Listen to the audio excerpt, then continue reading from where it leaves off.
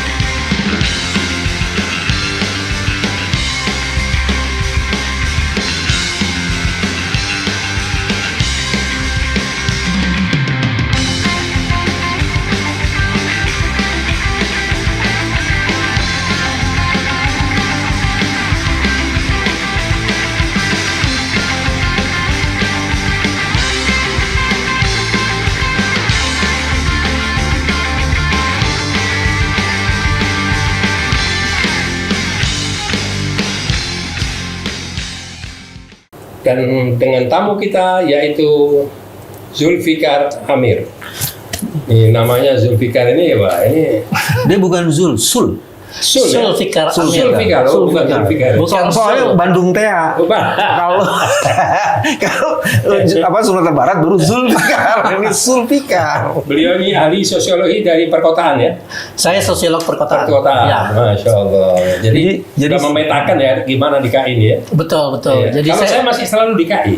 Oh iya. Ya, karena kata Bung Refli Harun, kepresnya belum turun. Oh. Iya, dan belum DKJ. Belum DKJ. Masih ya, bagaimanapun ini kan ibu kota. Betul. Namanya ibu kota tuh kalau masih hidup kita jangan ke ibu tiri dulu ya kan. Gitu. Saya mau bilang begini, Bang Yusuf. Kenapa session ini menjadi sangat menarik? Karena Zulfikar ini adalah pengajar tetap di School of Social Science Nanyang Technological University. Khususnya di bidang Science, Teknologi, dan Society. Siapa nih? Beliau. Waduh. Dan beliau profesor, cuy. Profesor. Jangan lihat mukanya muda. Iya. Kalau yang ini jelas provokator gitu. Kalau ini profesor. Sampai sekarang masih aktif ya? Masih ngajar Pak di Singapura ya. Di Singapura. Ya. Masya Allah. Ya. Sebelum ngomongin soal peta tantangan Jakarta, kita spill dulu soal Zulfikar ini adalah seorang yang mengamati IKN. Oh. Mengamati IKN. Tapi perdebatannya kita tidak lagi memperdebatkan lebih baik membangun 14 atau 40 kota lain dengan dana seperti yang ada di IKN. Karena itu akan justru membangun pertumbuhan dan pemerataan jauh lebih cepat. Tidak itu. Tapi apa yang terjadi pada IKN pada hari ini? Karena kita sibuk sendiri, kita nggak pernah petain tuh. Mungkin Zul bisa cerita dulu di situ sebelum peta Jakarta nih. Ya. Gitu. Cerita sih apa sih hal mutakhir yang ada di IKN? Iya, terima kasih Mas Pak Yusuf. Jadi kebetulan memang selama 5 tahun terakhir ini saya melakukan penelitian tentang perkotaan di Asia Tenggara. Khususnya tentunya Indonesia. Spesifik beberapa negara yang udah di Malaysia, lalu kemudian Filipina sama Thailand. Jadi Bangkok, Manila, KL dan Jakarta. Dan ini saya bandingkan satu sama lain gitu. Nah, terkait dengan IKN, saya memang sudah melakukan penelitian ketika undang-undang IKN itu diluncurkan tahun 2022 awal. Jadi di situ saya mulai riset tentang IKN. Jadi saya ikuti dari awal sampai sekarang. Nah, progres yang terakhir itu adalah bahwa IKN itu sudah akan menghabiskan total biaya sekitar 92 triliun. Nah, 92 triliun ini adalah duit yang 100% dari APBN, ya. Dan ini merupakan 20% dari estimasi total biaya IKN sebesar 466 triliun. Dari 90 ini budget atau sudah ada yang dikeluarkan? Udah mau habis. Sudah mau dihabiskan? Sudah mau habis. Dana yang berasal dari APBN yang 90 triliun ini udah habis. Jadi sudah mau habis. itu dipakai untuk membangun istana presiden, lalu kemudian 4 kantor kementerian koordinator, lalu gedung BI, lalu kemudian rumah susun sekitar 47 tower, ya, untuk ASN dan TNI, dan beberapa sarana-sarana yang mendasar seperti misalnya jalan tol dan sebagainya gitu. Untuk biaya pembangunan istana sendiri itu menghabiskan sekitar 2 triliun. Istana? Ya, hampir 2 triliun. Kemudian rumah menteri, satu rumah menteri itu sekitar 14 miliar. Jadi? Ada 34 miliar. Ada 34 unit yang dibangun. Dan itu salah besar. Karena kabinet Prabowo lebih dari 34. Jadi mesti Jadi kemungkinan mereka nambah. Dan itu nggak ada dalam perencanaan. Nah, iya betul. Berarti kalau nanti menterinya lebih dari 34, berarti ada kemungkinan tidak tinggal di DKI. Kemungkinan besar. Semua atau yang 6? Ya mungkin Tinggalnya juga, di apartemen, ya. bukan lagi di rumah menteri. Tapi kita udah mendengar kabar kalau Pak Prabowo sendiri agak enggan untuk pindah ke IKN. Nah, ini menarik. Dan sebenarnya saya sih maklum sekali kalau misalnya Pak Prabowo enggan untuk pindah. Kenapa? Karena IKN tidak akan mampu berfungsi penuh sampai sekitar mungkin 5-10 tahun ke depan. Tahun ini ketika selesai, ketika 92 triliun itu sudah habis, selesai, berfungsi 10% pun sebagai kota itu udah bagus. Ya kan? Alasan? Karena masih banyak fasilitas dan infrastruktur yang dibutuhkan. Yang itu semua butuh biaya. Ya. Bahkan untuk listrik untuk rumah susun pun belum masuk. mari kita periksa satu-satu. Contoh, diperlukan ASN. Ya. Jumlah ASN kita ada sekitar 3 atau 4 juta ya 3 untuk atau 4 pemerintah juta. pusat ya. Untuk pemerintah pusat aja. Ya. Yang dibangun apartemennya itu hanya untuk 40.000. 40.000. 40.000 jadi baru 10% bos. Kalau 4 juta. Berapa 40.000 unit ya, 40.000 unit. 40.000 unit. Ya, soalnya akan ada 47. Berapa tower dia? 47 tower. 47 tower. Ya. 40.000 berarti satu tower 1.000 lah ya. Ya, sekitar. Dan satu unit itu disarankan akan diisi oleh 3 ASN yang belum menikah. Oh. Jadi mereka akan memprioritaskan ASN yang belum menikah untuk dipindahkan ke sana. Ya kalau ASN belum menikah berarti ASN yang belum mempunyai jabatan struktural. Bisa jadi. Biasanya udah menikah semua. Iya. Nah, sisanya akan tetap berada di Jakarta. Jadi butuh waktu untuk IKN ini berfungsi sepenuhnya sebagai ibu kota. Sekarang itu kalau kita lihat apa yang ada di sana itu belum menjadi sebuah kota, baru menjadi sebuah kompleks perkantoran. Kompleks perkantoran pun belum lengkap kan sebenarnya. Belum lengkap. Seluruh kementerian udah di situ ininya, kementerian. Belum ada. Baru 4 kantor Kemenko. Jadi Menko-nya baru dibangun, kantor Menko-nya, kantor menteri. Nanti kantor-kantor menterinya di bawah itu mungkin saya nggak tahu gimana caranya ya. Tapi dari progres yang saya ikuti hampir tiap hari belum ada kantor-kantor kementerian khusus gitu yang dibangun. Oke, jadi dari fasilitas untuk ASN belum ada. Belum memadai. Fasilitas untuk perkantoran itu belum memungkinkan, Betul. belum memadai. Terus katanya Agustus ini mau bikin proklamasi di sana. Nah itu kan tadinya Pak Jokowi bilang merencanakan untuk pindah bulan Juli, ya kan? Dan harapan dia ketika dia pindah, ASN juga pada pindah. Kan nggak mau lah dia tinggal sendiri gitu. Nah, tapi rumah susun untuk ASN belum selesai. Jadi ditunda. ASN itu akan dipindahkan bulan September. Oke. Nah, kan butuh orang untuk menghadiri upacara. Jadi kemungkinan ada ratusan atau mungkin ribuan ASN dari Jakarta itu akan diterbangkan ke Balikpapan, lalu kemudian nginap di hotel-hotel untuk mengikuti upacara tanggal 17 Agustus 2024. Tapi kan dalam sejarah 17 Agustusan yang datang ke istana cuma para menteri, pejabat-pejabat, bukan ASN. ASN itu di kantornya masing-masing, Bos.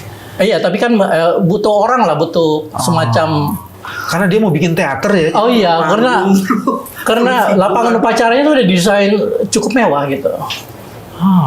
Gitu. Jadi ini lapangan upacara, ini istana presiden, kantornya di atas yang bentuknya kayak burung Garuda itu. Ini yang dikejar sekarang untuk segera diselesaikan. Dia mau tampilan lah yang akan dikejar. Ya, ini ada ya. Jadi dia mau menciptakan satu momen bahwa inilah puncak keberhasilan Jokowi sebagai seorang pemimpin Indonesia selama 10 tahun. Poinnya cuma ini. Ya. Tampilan jadi cuma Ya. tampilan doang. Ya. Show. Jadi dia bilang, inilah legasi saya gitu, walaupun cuma segini. Gitu. Belum tentu legasi. Ya. Belum tentu legasi. Betul.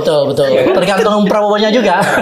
Cuman hawa nafsu saja, semua yang sudah direncanakan harus dilaksanakan sebelum dia lengser dan longsor. Betul. Itu kalau menurut bacaan saya. Ya. Sekarang kita mencoba memisahkan antara pemindahan ibu kota dengan ada aktivitas pembangunan di sana. Ya. Kalau 47 tower, setiap tower 40.000 itu kan kurang lebih sekitar 2.200 lah. Ya. 2.200. Nah, pertanyaan yang pertama, ini apakah membuat satu tempat untuk imigrasi? Migrasi ya, atau akan membuat sebuah ibu kota? Apakah hanya dia cuma akan tinggal?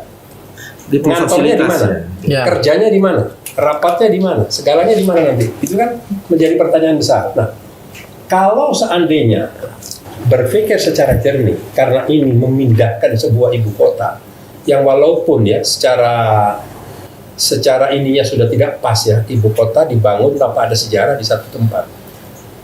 Kenapa sih kalau seandainya ini dibangun dengan timeline yang benar, jangka waktu yang benar, dan semuanya bisa terselesaikan? Pada satu kesempatan, ini mau kasih bocoran, bukan bocoran halus nih. Saya ngobrol dengan Menteri PUPR. Kan beliau nih yang paling ambisi, yang paling yakin bisa gitu kan. Nah, di situ saya ngobrol, saya tanya, bahkan dia menyampaikan bahwa 17 Agustus upacara kenegaraan nanti akan di IKN. Dan saya orang pertama yang akan menteri yang akan tinggal di IKN. Wah, saya bilang, keren. Kalau soal tinggal gampang Mas, saya bilang. Tapi pertanyaan tinggal sampai di sana itu untuk apa?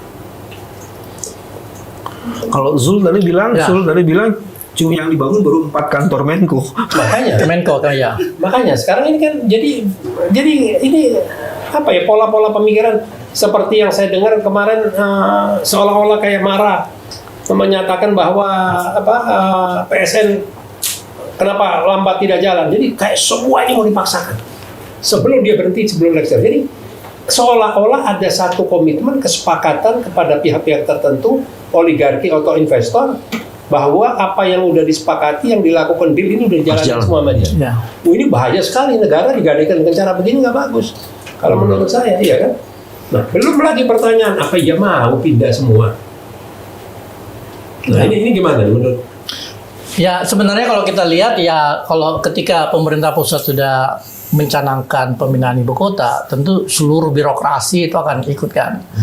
Tapi tentu saja pasti ada resistensi juga di dalam. Bahkan mungkin pada kelas eselon juga pasti adalah pejabat-pejabat yang enggan untuk pindah gitu kan. Tapi mungkin masalah yang lebih penting adalah bagaimana caranya supaya ketika pemindahan ini terjadi, migrasi atau relokasi seluruh sistem pemerintahan itu berlangsung secara sistematis, dan kemudian akhirnya membentuk IKN sebagai sebuah kota yang benar-benar berfungsi berfungsi efektif gitu. Masalahnya adalah Indonesia itu bukan satu-satunya negara yang sedang atau pernah memindahkan ibu kota. Sudah banyak negara-negara lain, dan tidak semua negara yang memindahkan ibu kota itu punya pengalaman yang bagus. Ya kan? Salah satunya Brasilia, ya. Brazil yang memindahkan ibu kota dari Rio de Janeiro ke Brasilia tahun 60-an. Dan sama seperti Pak Jokowi, Presiden Kubicek pada saat itu menggunakan argumen bahwa ibu kota perlu dipindahkan supaya terjadi pemerataan dan sebagainya, lalu kemudian kita pindahkan ke tengah hutan, ya. Ini tahun berapa tuh, Sul? Itu tahun 60-an. Jadi argumennya Pak Jokowi sebenarnya old fashion, tahun 60-an udah dipakai kan? Udah usang. Udah sangat usang gitu, ya kan? Terus? Bedanya Presiden Kubicek di Brasil pada saat itu dengan Jokowi itu cuma satu. Pak Kubitschek itu tidak mendorong anaknya jadi wakil presiden gitu. Jadi Mesir katanya contoh bagus juga. Mesir itu sekarang sedang menyelesaikan pembangunan kota baru, tapi mereka tidak sebut sebagai itu ibu kota, New Administrative City. Itu jaraknya 50 km dari Kairo, ya. Dan tadinya biaya pembangunannya itu cuma sekitar 30 miliar US dollar. Jadi sekitar 300-400 triliun gitu. Membengkak naik 40, membengkak naik 50, sekarang sampai 58 miliar US dollar. Jadi sekitar 800 triliun. Dan itu belum selesai. Tapi mereka masih mending. Kenapa? Karena mereka mendapatkan investasi dari Cina. Ya kan? Sementara IKN itu sampai sekarang belum ada investasi skala besar gitu dari negara-negara lain gitu. Jadi Mesir ini masih beruntung. Cuma kemudian tetap mereka kekurangan duit dan akhirnya Jenderal Sisi itu menaikkan pajak dan akhirnya menyusahkan seluruh warga Mesir.